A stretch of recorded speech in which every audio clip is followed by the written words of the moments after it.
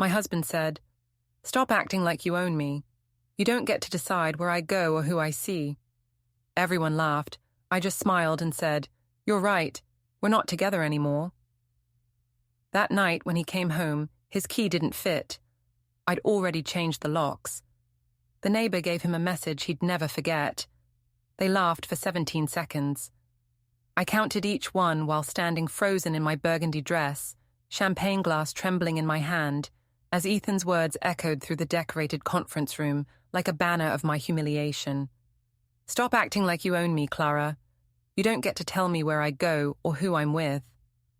20 colleagues from his company had watched him dismantle our marriage, their amused faces blurring through tears I refused to let fall. Now, at 5:45 a.m., the morning after, I stood in our 19th floor apartment, making his coffee with the precision of someone preparing for a quiet demolition. The locksmith's business card was already tucked in my pocket, and my phone showed 3 missed calls from the divorce lawyer I'd contacted from the parking lot. While those 17 seconds of laughter still rang in my ears, the coffee maker gurgled its familiar morning tune as Ethan slept peacefully in our bedroom, unaware that his public show had triggered something irreversible. 2 sugars, no cream. I'd made that exact combination 5,110 times over 14 years. This would be the last. My hands moved automatically, while my mind replayed every moment from the party, the way Brad had clinked his whiskey glass against Ethan's after the announcement, as if they'd rehearsed my humiliation, the way Chloe from accounting tried not to look at him, her pink nails tapping her clutch, and the scent of cinnamon and cologne filling the air as my world split open. The Minneapolis skyline stretched beyond our floor-to-ceiling windows, the buildings cutting through fog like accusations. This apartment had been my father's last gift to me. His inheritance turned into what Ethan called our investment. He'd never paid a cent toward it. My consulting business, built from nothing while I supported him through his MBA, had covered it all. Yet over time, the story changed. Ethan talked about his apartment, his view, his success. Before we dive deeper into this story, I have one small request. Please subscribe, drop a like, comment, and hit that hype button to boost this channel so more people can discover these incredible stories. My name might have been on the deed, but possession, I'd learned, was about perception, not paperwork. I heard him stir in the bedroom, the rustle of the 1,500 thread count Egyptian cotton sheets I'd bought with my year-end bonus, while he complained I spent too much. The irony wasn't lost on me. Nothing was, not after last night's clarity. "Clara," his voice called, rough with sleep, the tone that once made my heart skip, but now just sounded like gravel. "Coffee ready on the counter?" I asked, my voice calm and steady, like a morning news anchor delivering bad news. His footsteps padded across the hardwood floors we'd argued about. He wanted marble, I wanted warmth. We compromised on hardwood, which meant I paid for something neither of us liked. He came out wearing his Princeton boxers, stretching his shoulders like he owned the air. Ethan kept himself in shape, as if muscle tone could cover moral weakness. At 41, he still looked like the man I'd married at 27, except now I could see the empty frame beneath the surface. "What time did you get home last night?" he asked, not even looking at me as he grabbed his mug. "Around 11, I lied easily. In truth, I'd spent hours in the parking garage making phone calls, wiping away ruined makeup, and later talking with Franklin the doorman until 2 in the morning. A conversation that changed everything I thought I knew about Tuesdays. Ethan grunted, scrolling through his phone. "Brad's sending over the investment paperwork today. Need your signature by 5. The words hung between us like leftover smoke. Brad's startup, a crypto scheme wrapped in buzzwords, needed my father's inheritance, the $400,000 that represented 30 years of his work and broken hands. Ethan had been pushing me for weeks, less asking than expecting. "I want to see the business plan first," I said, same as every time before. He looked up, his blue eyes narrowing with practiced irritation. We've been over this, Clara. Brad went to Wharton. He knows what he's doing. So did the guys at Enron. His jaw tightened. He set his mug down hard enough to make a sharp sound against the granite. Why do you always have to make things difficult? This is why I said what I said last night. You try to control everything. There it was, the bridge between his public humiliation and his morning gaslighting. I'd learned his rhythm: humiliate, then blame me for being humiliated, demand, then accuse me of demanding, take, then call me selfish for noticing. You're right, I said, voice smooth as the silk blouse I'd worn to my own execution. I shouldn't try to control things like my own inheritance or my own life. He missed the bite in my tone, already convinced he'd won. Exactly, he said. When you're reasonable, everything works better. He kissed my forehead, a gesture that felt like a property mark, and added, Wear that burgundy dress again tonight. There's another client event at the Marriott. My stomach turned. The same dress as last night, he said with a smirk. It looked good on you. Powerful. He lingered on the last word, mocking the compliment the saleswoman had given me when I'd told him about it. Besides, these clients weren't at yesterday's party. No one will know it's the same dress. Except I would. I'd know I was walking into that room wearing my humiliation, wrapped in the same fabric that had soaked up 17 seconds of laughter. That's when I realized. He wanted me to wear it. He wanted me marked, branded by his public performance while he pretended to be the loving husband tonight. I'll think about it, I said, my tone as flat and neutral as a peace treaty. He was already halfway to the bedroom, dismissing me with the arrogance of a man who'd never had his locks changed. Don't overthink it, Clara. It's just a dress. But it wasn't. It was every small surrender, every quiet apology, every time I dimmed myself so he could shine.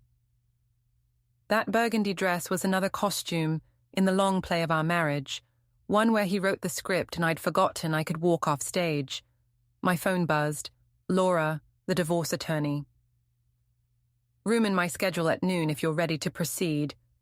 I looked at the locksmith's card, then at Ethan's mug, his lipstick-shaped coffee stain still on the rim.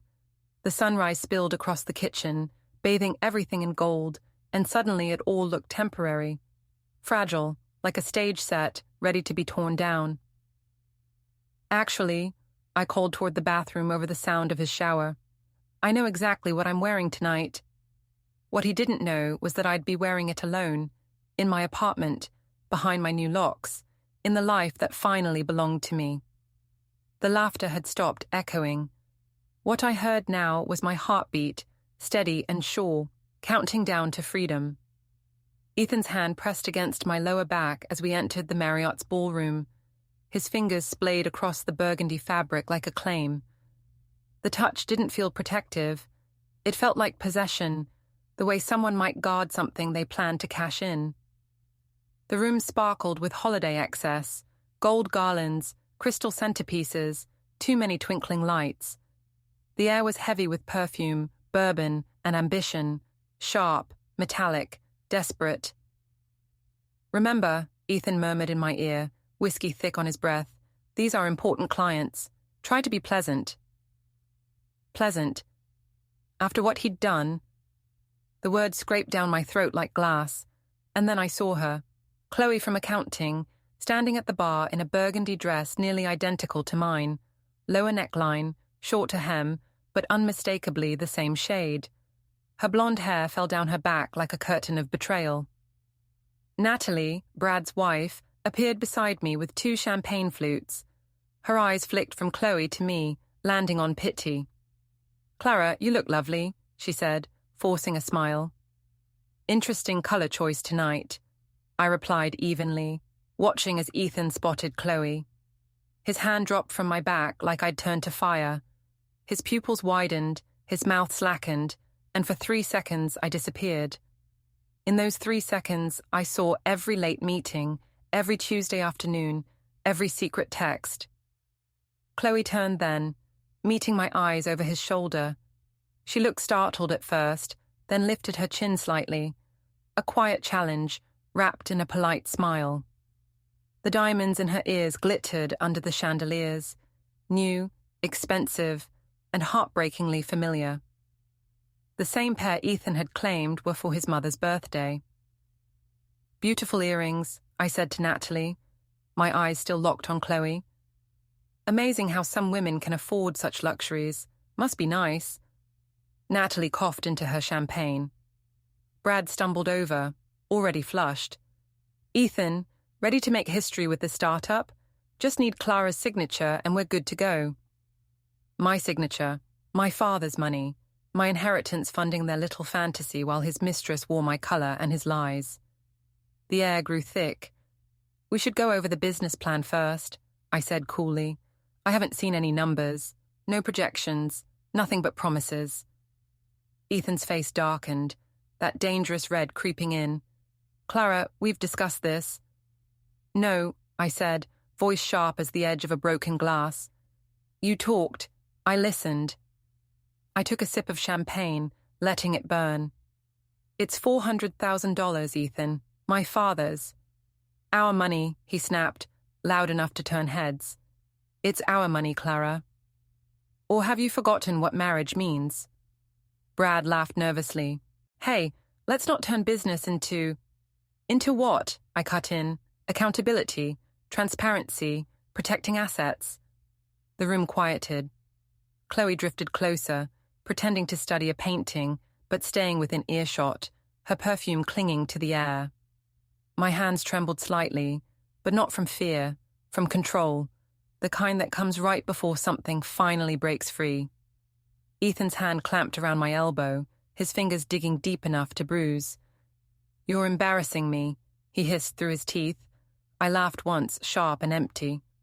"I'm embarrassing you. That's rich, especially after last night." His grip tightened. "Last night was nothing. You're being dramatic." 17 seconds, I said quietly. "Your co-workers laughed at me for 17 seconds because you couldn't handle not being in control."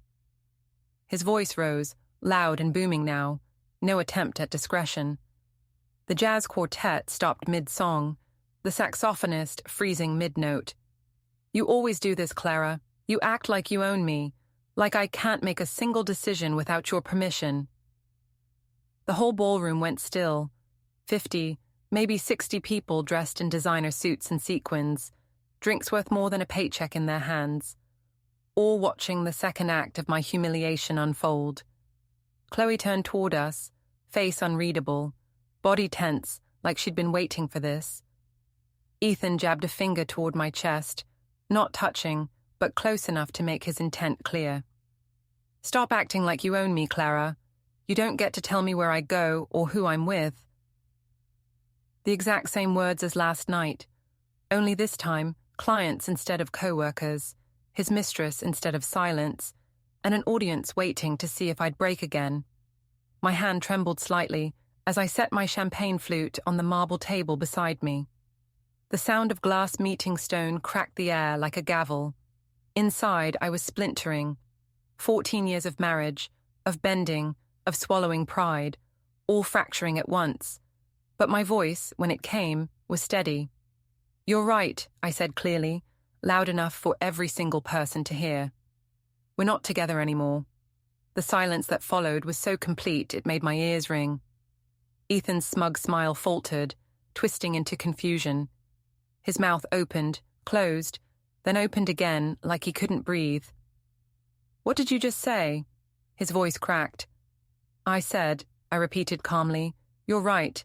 I don't own you. You don't own me. We're done." I turned away from his stunned face, from Chloe's flicker of satisfaction, from Natalie's wide-eyed pity, from Brad's awkward shuffle. My heels struck the marble, sharp, even, final, each step lighter than the last, as if gravity had finally loosened its hold on me. Somewhere behind me, a whisper floated through the hush. Leah from IT, her voice soft but sure. "Good for her." Then louder, for me to hear. "Good for you, Clara." I didn't look back. Outside, in the parking garage, the December air bit into my skin. Snow was falling thick and slow, sticking to my hair and dress as I fumbled with my keys. Inside the car, I sat in silence for a long minute, letting the cold fade from my fingers, letting the quiet become strength. Then I picked up my phone and made 3 calls. The first was to Laura. She answered on the second ring. "Clara, it's late. Are you—" "I'm ready," I said. "Can you file the papers tomorrow?" A pause. Then, softly, "I've been waiting years for this call. I'll have everything ready by morning." The second was to Carla, the emergency locksmith. Her voice was steady, practical, kind. "We can be there tonight," she said. "Changing locks after midnight's our specialty." The third call went to Adam, my brother. "I need a storage unit," I said. "How big?" "Big enough for a man's entire life." He didn't hesitate. "I'll have one ready by midnight. Clara, good for you." 3 calls, 3 allies, 3 steps toward freedom.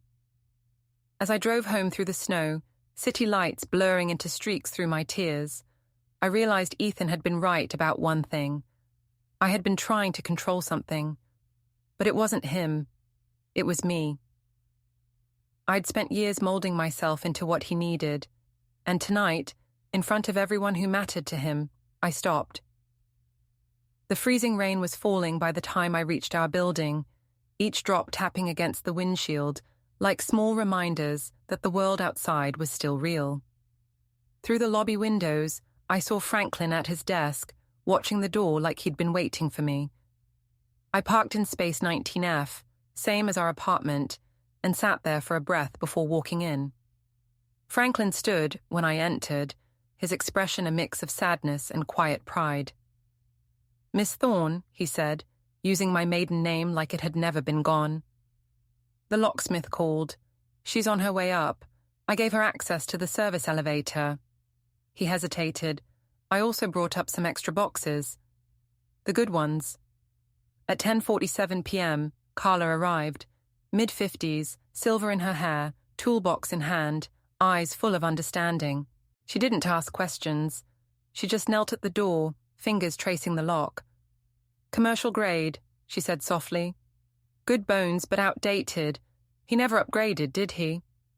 She didn't wait for an answer. The sound of metal clicking filled the hall like music. "Men like that never think anyone would dare lock them out," she murmured. "Makes my job easier." Between the scrape of tools, she told me pieces of her own story, how her ex had changed the lock 17 years ago, while she was at her mother's funeral. "Came home to my life on the lawn, in garbage bags. In the rain," she said quietly. The new bolt clicked into place, solid and final. "Learned locksmithing after that," she added, straightening. "Figured if I couldn't control much else, I could at least control who got through my door." The new keys Carla handed me felt heavier than the old ones, the metal biting into my palm. "Military grade," she said with a small, satisfied smile. "These can't be copied at some corner shop. You ever need duplicates, you come through me." She slipped me a card. "My personal number's on the back, whether it's an emergency or you just need to talk."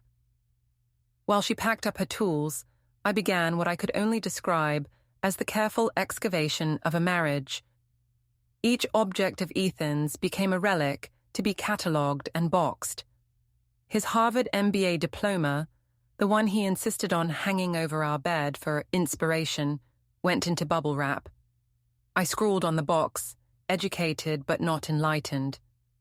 The Rolex I'd given him for our 10th anniversary, a gift worth 3 months of consulting income, went into its original case with a note inside.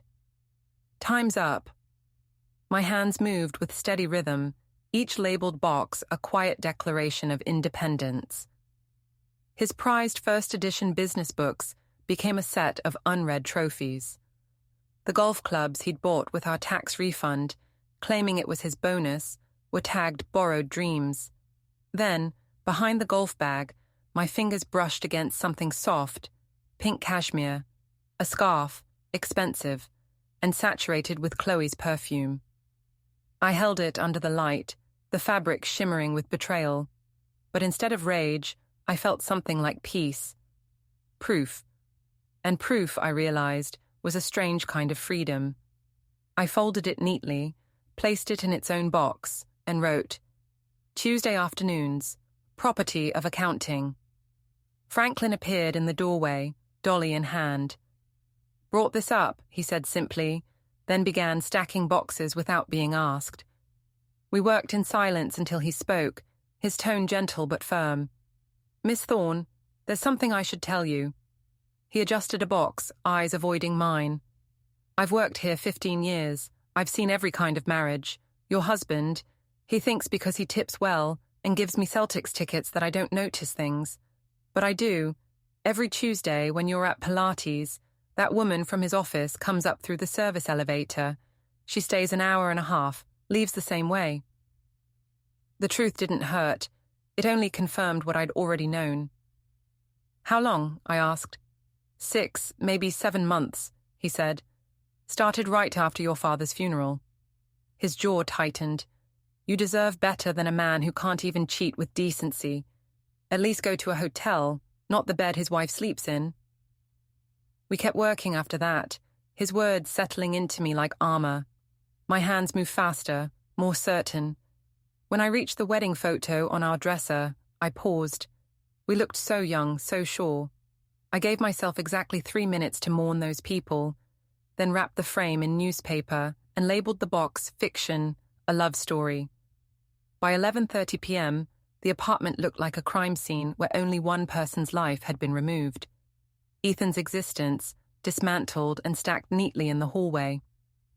I opened my laptop and began writing the email that would end it all. The subject line read, "Transparency and Truth, a necessary update." The message was short, factual, and merciless. I attached security footage Leah from IT had quietly sent me. Ethan's public outburst at the party, his finger jabbing, his voice echoing across the ballroom, followed by the video of him toasting his victory with Brad. I added screenshots of his emergency credit card statements, hotel charges from his so-called business meetings.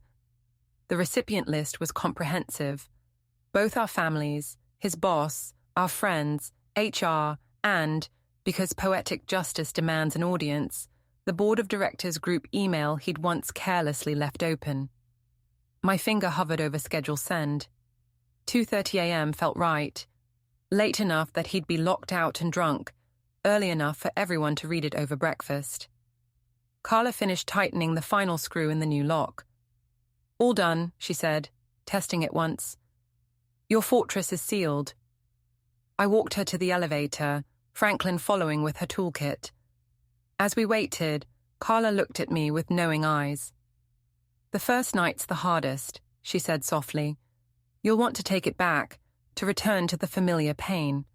Don't. Tomorrow you'll realize how different the air feels when you're not suffocating." The elevator opened, and she stepped inside. Franklin paused before joining her. "I'll be at my desk all night, Miss Thorne," he said quietly. "If you need anything, or just don't want to feel alone." I stood in the hallway, surrounded by the stacked boxes of Ethan's life, my phone glowing in my hand. This apartment, my apartment, finally felt like mine.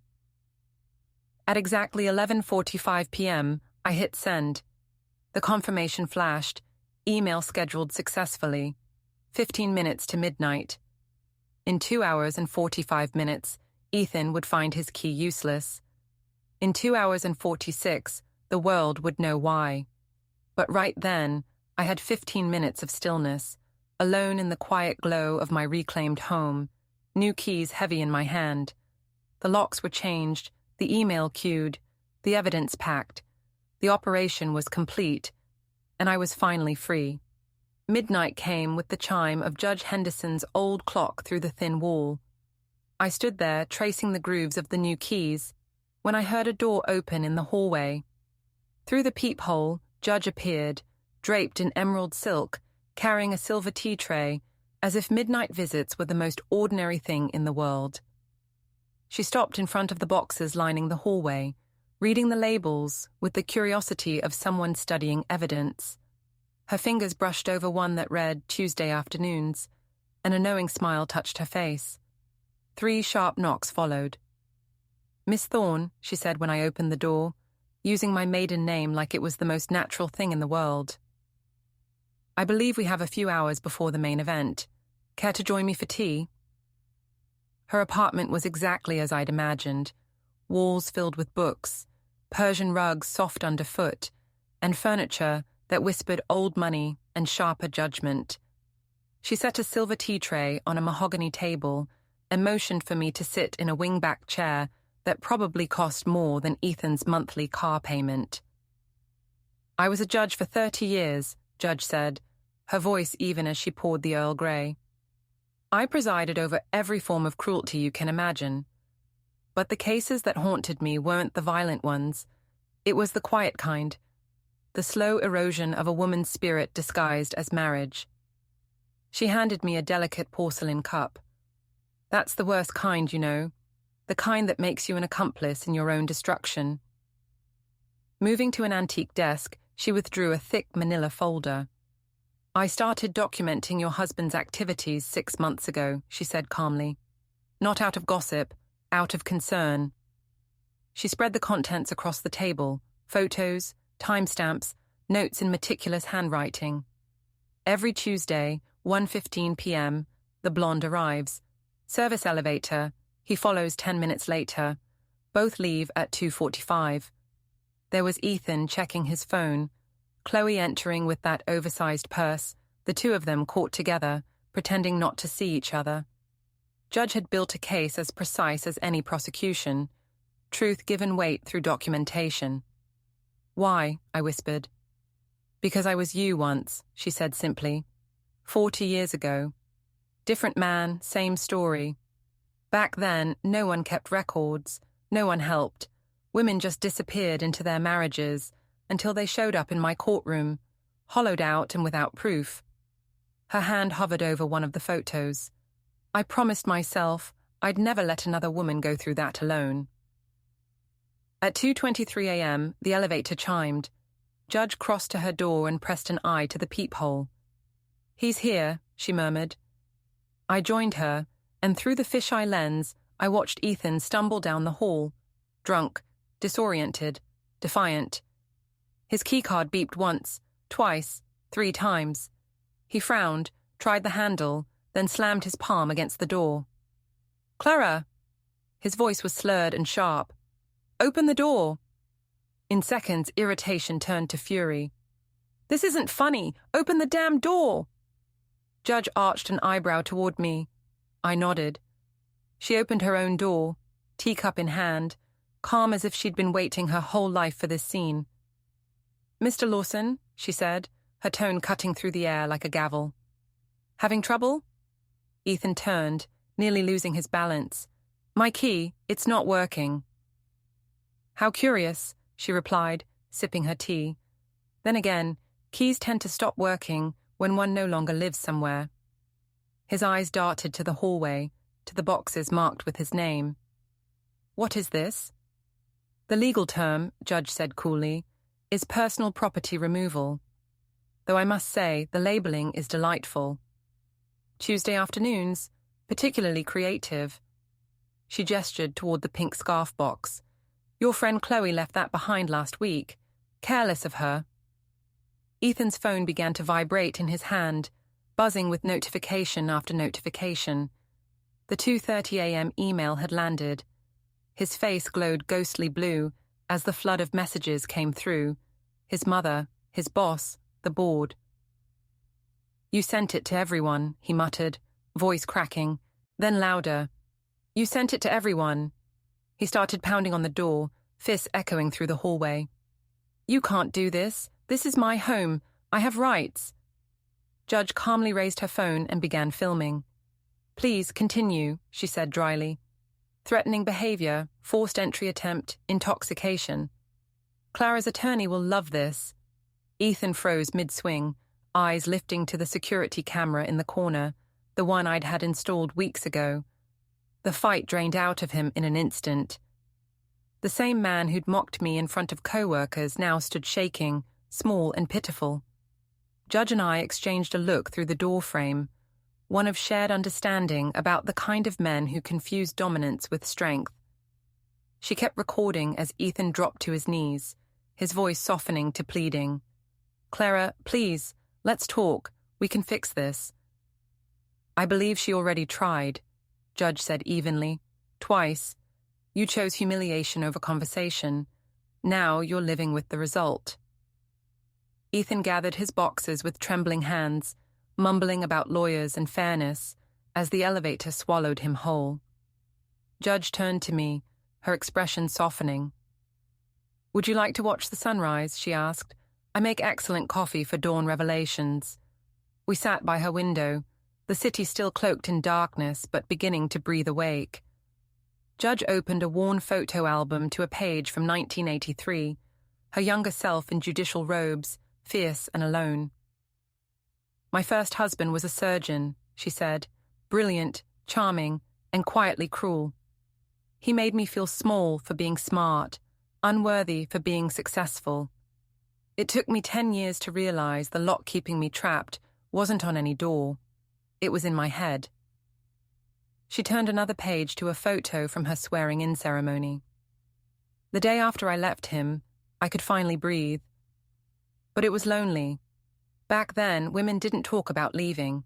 They just endured, or disappeared quietly. The sky outside began to glow in soft pink and gold. Your generation is different, Judge said. You record, you share, you refuse to vanish into silence. She raised her coffee cup. To locks that change, both the kind made of metal and the kind made of fear. We sat in stillness, two women from different eras bound by the same truth. The city stirred below us, and somewhere out there, Ethan was waking to the collapse of the world he'd built on arrogance. Justice hadn't come with shouting. It came with poise, with documentation, with Earl Grey tea shared between survivors. The sunlight painted Minneapolis in amber tones, and for the first time in years, I felt at peace. Then, at exactly 7 a.m., my phone shattered the calm with a ringtone I'd hoped never to hear. Vivian Lawson, Ethan's mother. I looked at Judge, who gave a small nod. Sometimes allies come from the most unlikely places, she murmured. Vivian's voice trembled when I answered. Clara, I've seen the email, the video, everything. There was a long silence. What has my son done? For 14 years, she'd treated me like the hired help who'd conned her son into marriage. She'd mocked my background, suggested etiquette lessons, even told friends Ethan had married down for love. But this voice carried something I'd never heard from her before. Shame. He did exactly what you raised him to think he could do, I said, my voice steady. Take what he wanted without consequence. The sharp breath that followed was almost a sob. I raised him better than this. His father would be horrified. His father was having an affair with his secretary when he died, I replied evenly. Ethan just learned from example. The silence between us stretched until it broke under the weight of truth. When she finally spoke again, her tone was softer, fragile. I suspected. I just couldn't face it, any of it. I stared at the morning light glinting off Judge's coffee table. I'm keeping the Christmas china, I said. It's the only thing from your family worth holding on to. A pause, then a whisper. Keep it all, dear. The silver, the crystal, everything I said you weren't good enough to have. You earned it by surviving him. She hung up without goodbye, but it felt like the first honest moment between us. My phone buzzed again. Leah from IT, her voice alive with adrenaline. Clara, you won't believe what I found. Actually, you probably will. Judge poured fresh coffee and motioned for me to put her on speaker. After I saw the video, I did some digging, Leah said. Your husband's been using company resources, hotel rooms, dinners, all charged as business expenses. I tracked every Tuesday at the Marriott to the Henderson client account. Judge's eyebrow lifted. That's our biggest client, she muttered. It gets worse, Leah continued, her keyboard clattering. That startup he and Brad kept pushing. It doesn't exist. Brad's been investigated for fraud twice. The whole thing was a setup. To get your inheritance. My knees weakened, and I dropped into Judge's chair. $400,000, my father's life savings, almost stolen. I've sent everything to HR and the SEC, Leah said. His career's finished. As I hung up, messages flooded my phone, the digital collapse of Ethan's image unfolding in real time. Rachel from legal. We never liked how he spoke about you. Tom from sales. That video was brutal. You handled it with grace. Natalie, Brad's wife. I'm leaving him too. You showed me what courage looks like. But one message made me pause. It was from Mr. Whittaker, Ethan's boss. Miss Thorne, on behalf of the company, I apologize for the culture that enabled this. Mr. Lawson is suspended pending investigation. Would you consider consulting for us? We could use someone with your composure and clarity. I screenshotted everything, building my own evidence folder. Laura would want documentation of the full collapse. At 10 a.m., Franklin called from the lobby. Miss Thorne, there's a flower delivery here, Franklin said over the phone. 3 dozen roses. I refused them like you asked, but the delivery man insists they're prepaid and can't be returned. Donate them to the hospital, I said. Tell them they're from an anonymous donor celebrating freedom. With pleasure, Franklin replied. Also, there's a young man here who says he's Mr. Lawson's brother. Should I send him away? Vinny, Ethan's younger brother, fresh out of law school. Send him up, I said. I wanted to hear what Ethan had promised him. Judge offered to leave, but I shook my head. Witnesses are valuable, she said knowingly, settling in her chair.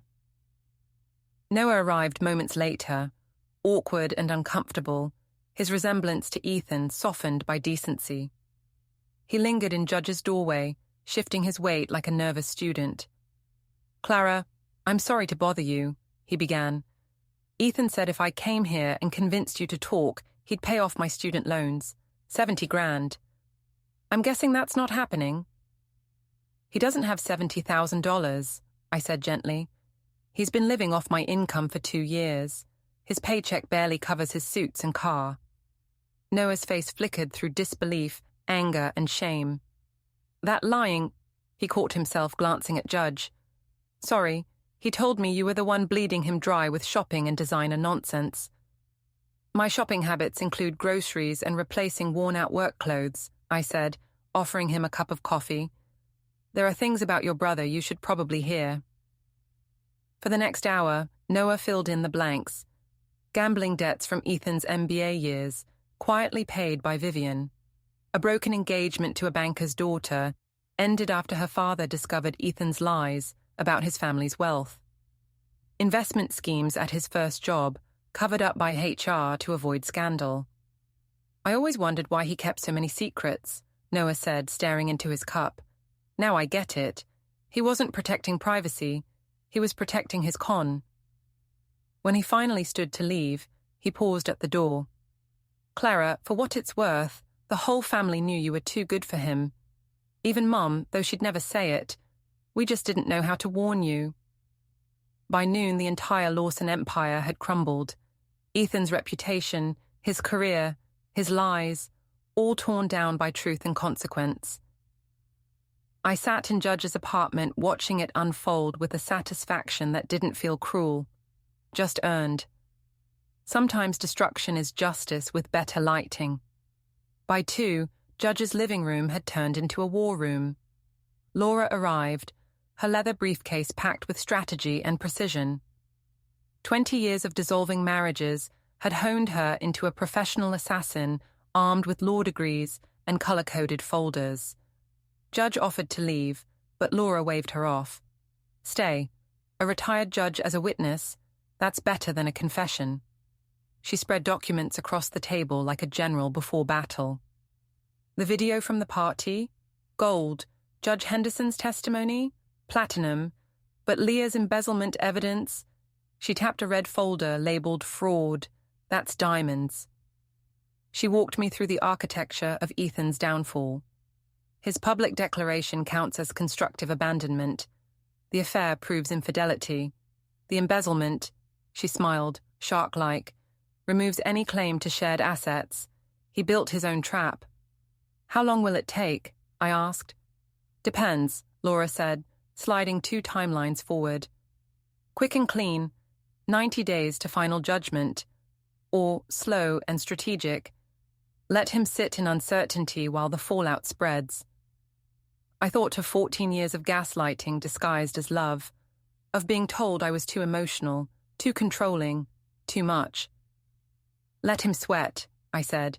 He made me question reality for over a decade. Laura's grin sharpened. Psychological warfare it is. At 3:30, Franklin called again. Miss Thorne, there's a young woman here. Chloe Mills. Says she has information for you. Laura looked up from her notes. Mistresses make excellent witnesses, she said dryly. Let her up. Chloe entered, looking nothing like the woman from the gala. The perfect hair and confidence were gone, replaced by jeans, a wrinkled sweater, and eyes swollen from crying. I'm so sorry, she said before I could speak. Judge, ever the hostess, stood. I'll make tea. Chloe sank into a chair, hands trembling. I didn't know he was really married. I mean, I knew, but he said you were separated. He told me you were vindictive, trying to ruin his life. When did it start? I asked quietly. 8 months ago. We met at a Chicago conference. He said the marriage was over, but you refused to let go. He acted like the victim. She took the tea Judge offered and held it like a lifeline. He showed me your apartment like it was his.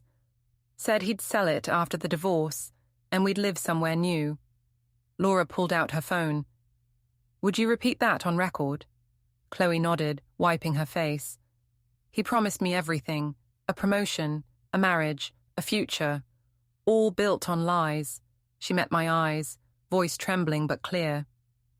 He told me your father's inheritance was actually his trust fund that you'd stolen, she said, shame thick in her throat.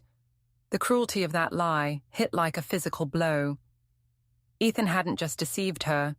He'd rewritten history, turning truth inside out to seduce a woman barely old enough to rent a car.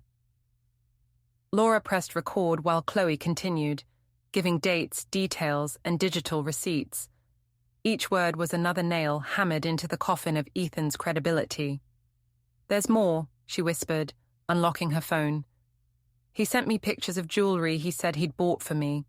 Necklaces, a diamond bracelet, even engagement rings. There were screenshots of luxury condos, all labeled our home someday. He'd been planning our future while pretending to fix your marriage. My phone buzzed. Adam, I said, answering.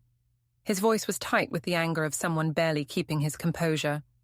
Clara, you need to hear this. I was sorting through Ethan's stuff in the storage unit, and I found something inside his golf bag. What kind of something? Bank statements, he said. From an account you don't know about. He's been slimming from your joint account for 3 years. 500 here, 800 there. It's almost 40 grand. The heat that filled me wasn't sorrow anymore. It was a clean electric fury.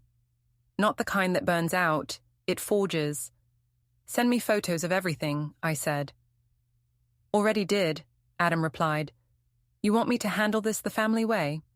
Make sure he understands consequences. No, I said, my voice like glass.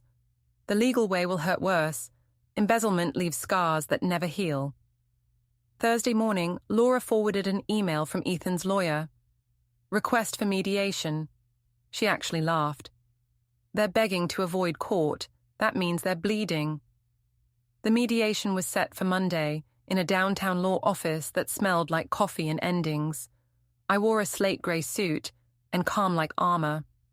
Laura stood beside me, radiating confidence. Ethan arrived in his Harvard tie, trying to summon the ghost of his former charm.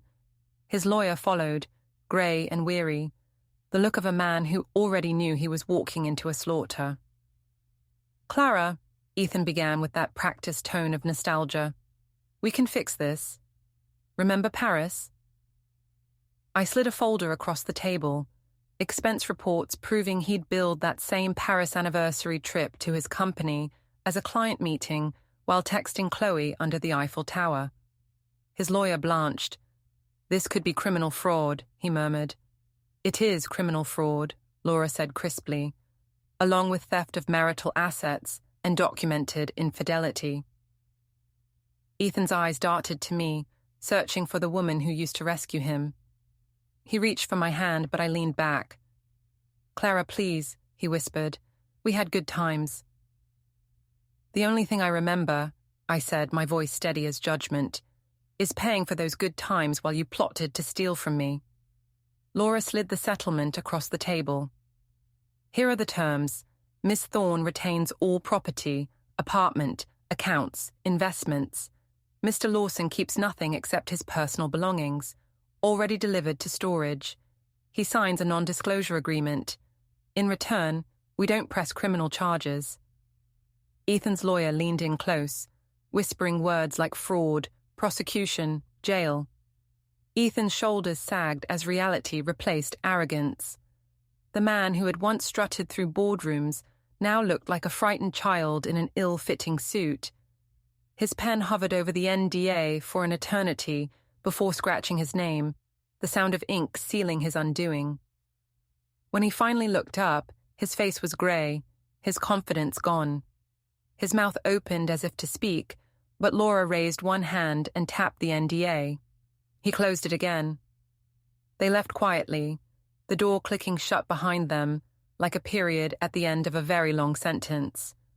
3 weeks blurred by in paperwork and reclamation. I reorganized everything. His office became my studio, his closet, my space, his memory a ghost fading into silence. The neighbors no longer called me Mrs. Lawson. I was Miss Thorne again, the woman who changed her locks and her life. Judge checked in daily, bringing tea, humor, and the kind of wisdom that only comes from surviving your own wars. By December's end, my story had already become building folklore. The woman who'd kicked out her husband, locked him out, and locked herself back in. On New Year's Eve, a snowstorm painted the city white. A handwritten note slipped under my door. Judge's looping script, "You need to be seen thriving. It's not about him anymore. It's about you." I almost stayed home, but at 7 p.m., Judge appeared with a small velvet box. "My late husband's cufflinks," she said softly, opening it to reveal diamond studs. I had them turned into earrings. He was a man who believed in partnership, not ownership. Wear them tonight. Let them remind you what real love respects. I dressed in fire engine red, not the shade of shame or mourning, but of rebirth, the kind of red that announces, commands, and conquers. When I looked in the mirror, I didn't see a victim or an ex-wife. I saw Clara Thorne, 41, independent, alive, and finally, completely her own. The rooftop glittered under strings of golden light, each bulb flickering against the icy breath of December. Heat lamps hummed softly, trying their best to fend off the chill. The moment I stepped out of the elevator, the chatter paused, not in gossip or judgment, but in acknowledgement. It wasn't scandal that followed me anymore. It was strength. Franklin stood near the entrance in full uniform, posture straight as ceremony. "Ms. Clara Thorne," he announced, his voice carrying over the music. The deliberate emphasis on Ms. was enough to make me smile. The first round of applause came from Judge, of course, her glass raised high, but within seconds, it rippled through the rooftop like a spark catching dry wood. Dr. Lila from 12B lifted her flute with a grin. The Harrisons from 8C gave approving nods. Even the young professionals from the penthouse corner, the ones who usually scrolled through their phones rather than engage, were clapping. It hit me then. They weren't applauding my divorce or my vengeance. They were celebrating survival, the quiet, unglamorous kind that comes from choosing yourself when it would have been easier to disappear. For the first time in years, I felt seen for who I was, not who I belonged to. 2 glasses of champagne later, I found myself laughing with neighbors, actually laughing, when the elevator dinged at 10:47 p.m., because of course it did. The universe had impeccable timing. Ethan stepped out, arm linked with Chloe's, wearing that same smug tilt of the chin that used to pass for confidence. He was dressed in the suit I'd bought him for our 10th anniversary, the same one he wore the night he toasted to forever. Chloe looked like she'd aged 10 years since I last saw her. Eyes downcast, body tense. The buzz of conversation didn't die this time. It shifted deliberately, like a current diverting around an obstacle. Groups turned their backs, conversations grew pointedly louder. When Ethan approached the bartender suddenly discovered a pressing need to restock in the back. When he drifted toward a group by the heaters, they scattered smoothly, reforming elsewhere with practiced social precision. Chloe's posture wilted with every step. This wasn't the grand re-entry Ethan had imagined. This was public exile. Her eyes flicked up, meeting mine across the room, and I saw it. Recognition, regret, the slow collapse of illusion. She understood now. She wasn't his victory. She was his prop. Franklin appeared before Ethan could take another step, flanked by 2 uniformed doormen I'd never seen at the building before. "Sir," he said in his calm, authoritative tone, "you're not on the resident list. Unless a current resident vouches for you, I'll have to ask you to leave." The silence that followed was absolute. 60 residents, people who'd once laughed at his jokes, accepted his invitations, toasted his promotions, stood still. No one spoke, no one stepped forward. The rejection was unanimous and merciless. Ethan's face deepened from pink to crimson. "This is absurd. I lived here." "Lived," Judge interrupted, stepping closer, her voice cool and final. "Past tense. The building's quite strict about who's allowed access these days." The crowd murmured approval, the kind of low sound that carries agreement. He looked around, searching for allies, but found only cold stares. And then, as if destiny itself had cued the moment, Judge's watch chimed softly, midnight. She took the microphone for the annual New Year's toast, her diamond bracelet flashing under the lights. "To new beginnings," she said clearly, her gaze sweeping across the crowd before landing on me. "To women who remember their worth after years of being told they had none. To men who finally learn that consequences, much like karma, don't miss their mark." She paused for effect, smiling faintly. "And to Ms. Clara Thorne, who proved that sometimes the best home renovation is simply taking out the trash." Laughter rippled through the rooftop, not cruel, but cleansing, like air clearing after a storm. Glasses lifted in every direction.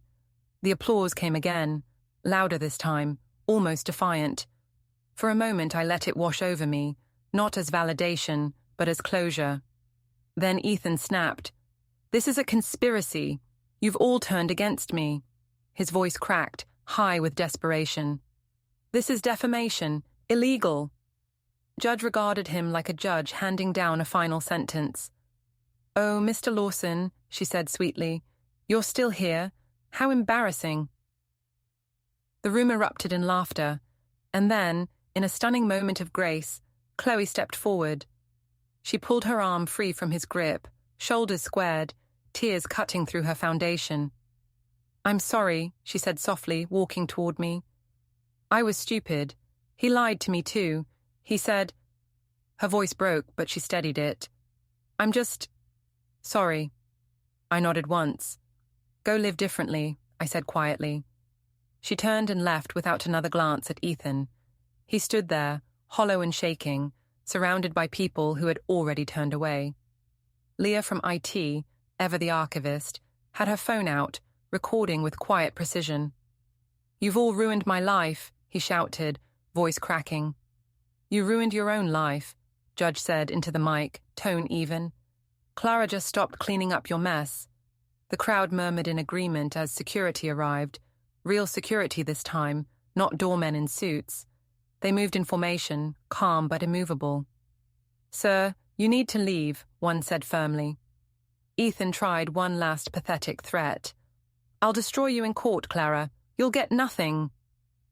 Laura, who had been leaning elegantly against the balcony rail the entire time, let out a laugh sharp enough to slice through his delusion. "With what money, Ethan?" she called. "Your accounts are frozen, your job's terminated, your mistress left, and your lawyer's probably billing by the hour." Even your mother stopped defending you. She raised her glass, the bubbles glinting in the light. Happy New Year, Ethan.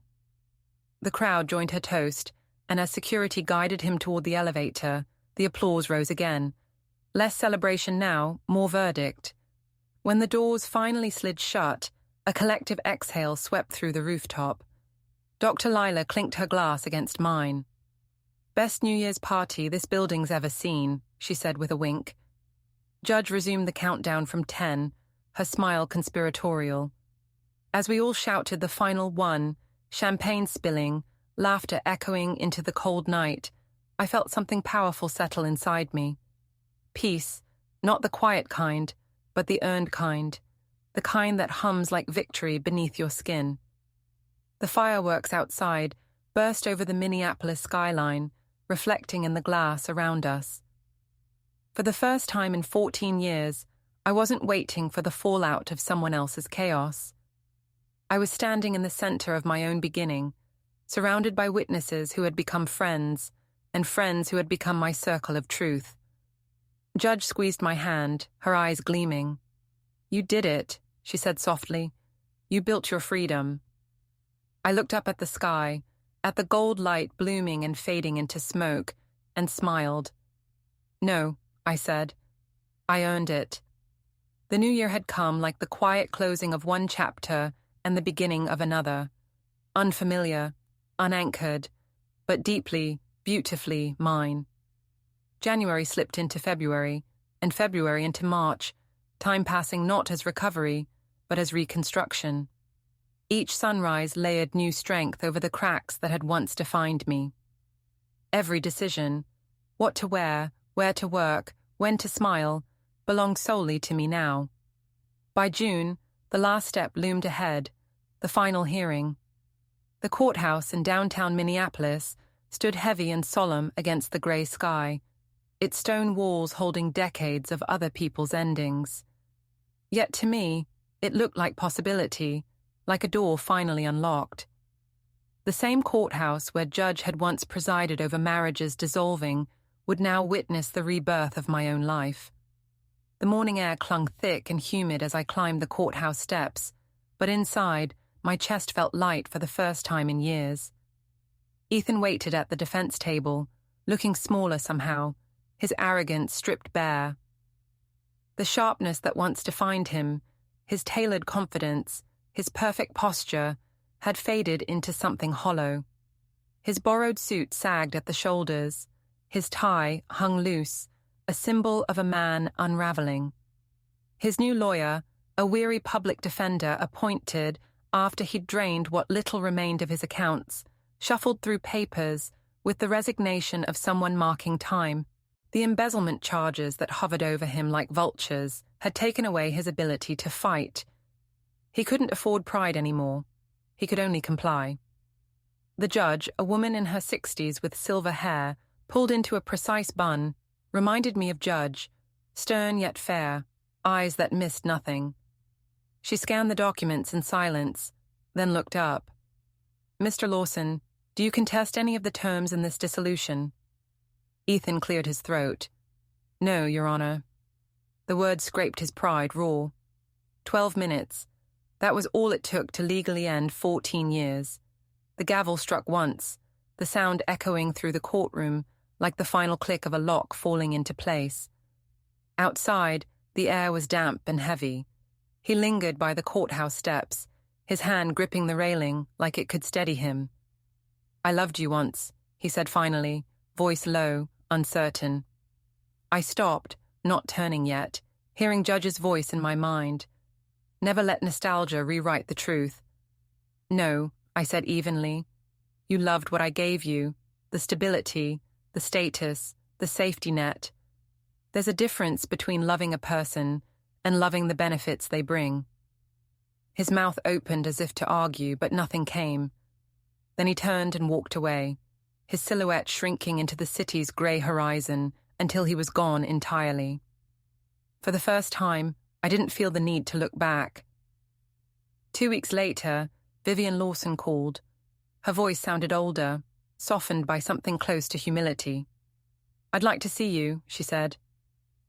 Against my instincts, I agreed. When she arrived, she carried a small leather case, the same one that had held the Lawson family heirlooms, guarded like crown jewels through my entire marriage. Her hands trembled as she placed it on my coffee table. "I was wrong about you," she began, her tone stripped of its usual superiority. "Wrong to treat you as less, wrong to believe pedigree mattered more than decency." She paused, gathering herself. "And wrong to raise a son who never learned the difference." She opened the case with deliberate care. Inside gleamed the pieces I'd once seen only in family portraits, the Art Deco bracelet, the pearl earrings from the 1920s, a sapphire ring that had belonged to Ethan's grandmother. "These should have been yours from the beginning," she said quietly. "I kept them because I thought you weren't good enough for our family. But the truth is, we weren't good enough for you. We would never be friends. Too much history hung between us. But in that moment, something shifted. A fragile truce built on shared disillusionment. She told me Ethan was living with Noah now, working at a warehouse near the airport, dating a woman named Rachel, who thought his wife had cheated and abandoned him. Vivian's lips pressed into a thin, tired smile. "I hope he's learned something. You taught him the lesson I never could, that actions have consequences." Before she left, she embraced me for the first time in 14 years. It wasn't polite or practiced. It was real. "Thank you," she whispered, "for not destroying him completely." "I didn't have to," I said. "The truth did that for me." By September, Thorne Consulting had become one of the fastest-growing firms in Minneapolis. The story of the woman who changed her locks had spread through business circles like legend, half gossip, half inspiration. CEOs sought me out, not just for strategy, but for strength.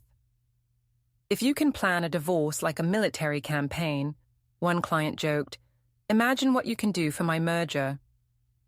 I moved into a new office with floor-to-ceiling windows that actually opened, a luxury I hadn't realized I needed until the first breeze hit my face. Freedom smelled like fresh air, and coffee brewed to my taste. Judge still visited weekly, her wisdom a steady hum in the background of my rebuilt life.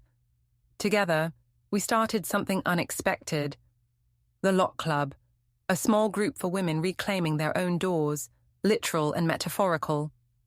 They came from every background, executives, teachers, mothers, students, each with a story of confinement, each learning to turn their own key. "We should write a book," Judge said one afternoon, as we listened to a newcomer share her story. "Call it Changing the Locks, a guide to reclaiming your life." I laughed, but the title stayed with me. I could already see the chapters forming in my mind, the blueprint for rebuilding not just a home, but a self. Now, on a crisp October morning, I stood by my window, watching the skyline gild itself in sunrise. The city pulsed with life, but I felt still, centered. My apartment was fully mine now, every inch infused with peace instead of tension. The locks had evolved again, digital, smart, synced to my phone. No keys to copy, no locks to pick, just code and control. Franklin still worked the front desk, always greeting me with, "Morning, Miss Thorne," his tone laced with quiet pride. Younger women in the building had started seeking me out for advice. Over coffee, they'd ask about love, ambition, self-worth. Last week, a 28-year-old named Sophie had asked, "How do you know when it's time to leave?" I smiled, hearing echoes of my younger self in her voice. "When you realize the lock keeping you trapped isn't on the door," I told her. "It's in your belief that you need permission to walk away. The moment you understand that, you already have the key." This morning, as I sipped my coffee, my phone buzzed with an unknown number. Probably Ethan, reaching through yet another borrowed device or fake account. Without hesitation, I deleted it. No hesitation, no curiosity, no ache, just silence and certainty. Some doors, once locked, should never be opened again. I stirred my coffee slowly, 1 sugar, oat milk, exactly how I liked it, and smiled at how something so simple could feel like victory. It wasn't about the caffeine anymore. It was about ownership, the quiet kind that doesn't need witnesses. Freedom, I'd realized, doesn't always come in grand gestures or public triumphs. Sometimes, it's in the ritual of morning light and a cup brewed just the way you want it. Every small decision, a boundary held, a preference honored, a no spoken without apology, was another tumbler aligning in the intricate lock of my own independence. The more I honored those choices, the more solid the door between my old self and my new life became. The sun climbed higher, cutting across the city's skyline and catching on the diamonds around my wrist, the earrings Judge had turned into a bracelet. Once belonging to a man who celebrated his wife's strength, now they glittered as a daily reminder that partnership should never mean surrender. I lifted my cup toward the window, toasting the reflection of the woman staring back, to endings that make room for beginnings, to locks that keep out harm instead of love, to the self I'd rebuilt from the ruins of someone else's lies. I used to think security came from someone staying. Now I knew it came from my own ability to leave when necessary. The real lock that changed everything wasn't the one on my front door. It was the one I'd finally placed around my self-worth, invisible yet unbreakable. That lock would never be replaced, never shared, never compromised. It didn't close me off from the world. It protected the core of who I'd become. A woman who knew the cost of silence, who understood that safety isn't submission, and who no longer needed permission to exist on her own terms. The city below buzzed with the hum of another workday, and for the first time, I felt entirely in sync with it, no longer a spectator, but part of the rhythm. Somewhere out there, Ethan was still trying to fix a life built on pretense, but that was no longer my concern. My world no longer revolved around him or anyone else's orbit. It spun freely now, by my own gravity. I took another slow sip, feeling warmth spread through me that had nothing to do with the coffee. A quiet smile pulled at my lips. I was free, and not in defiance, but in peace. The kind of peace you don't shout about, the kind you simply live. So, if you found yourself cheering for Clara through every betrayal, every plan, every quiet triumph, now's your turn. Hit that like button. Tell me in the comments what moment made you root for her the hardest. Was it when she locked him out? When she pressed send on that email? Or when Judge's midnight toast turned humiliation into poetry? Don't miss the next story, because this isn't the end. It's just another door opening.